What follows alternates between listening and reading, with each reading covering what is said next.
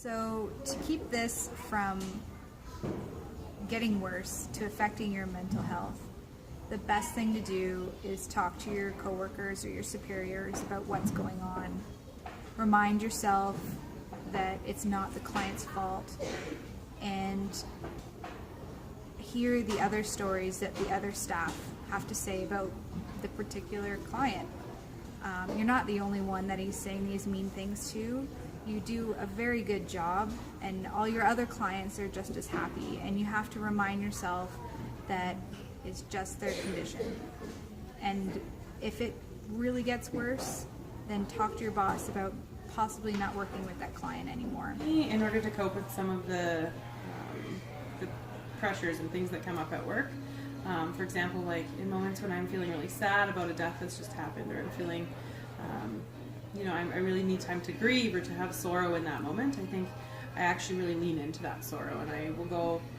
home and I will take some time to reflect on what's happened that day. And that's those times where I read, or I do something quiet and do some silent reflection. I'm not the type of person that really needs to dwell on something for a really long time, but I think in those moments for me, it's really important for me to recognize where I am with that emotion and what it is that I'm feeling, so that the next day when I go back to work and I still have 59 other people to take care of,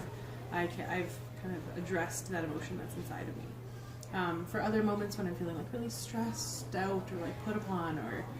the pressures of that day have just been super there all day, everybody's talking, everyone's asking you a billion questions, those are the times where, or I'm just mad, I will go and I just won't think about those experiences, which I think to me is healthy, because I know that in those moments of anger or those moments of stress, if I focus on it, I will dwell on that issue for way too long. It's because this was such a serious incident that kind of struck close to home for me. I definitely thought about it after leaving work that day, and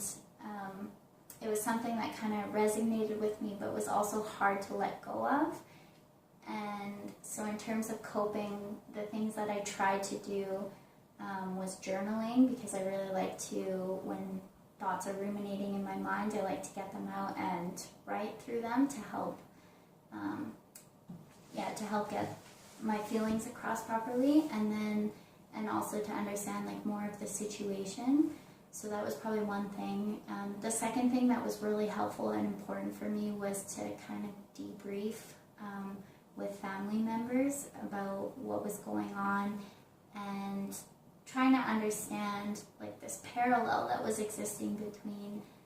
the client Elsa and how I was feeling with my own feelings towards my grandma.